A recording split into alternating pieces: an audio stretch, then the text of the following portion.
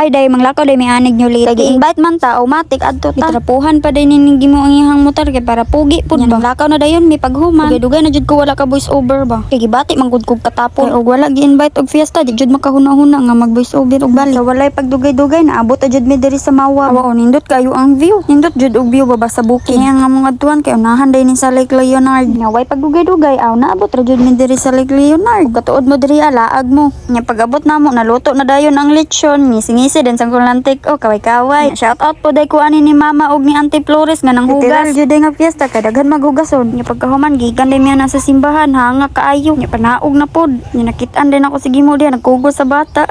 Meow meow meow meow. Nya pagkagabi nagbudots-budots din si Hani og si Tatay Buning. Unya napay sinayawan ni Uncle Junjun nga tuhod ray muliho. Kahuman ingon siya mag-Hawaiian dance daw siya. Jud kay ni si Uncle Junjun batuhod ra bay muliho. Kahuman napay Tatay Buning manumbag. Diri ana nang taman babos.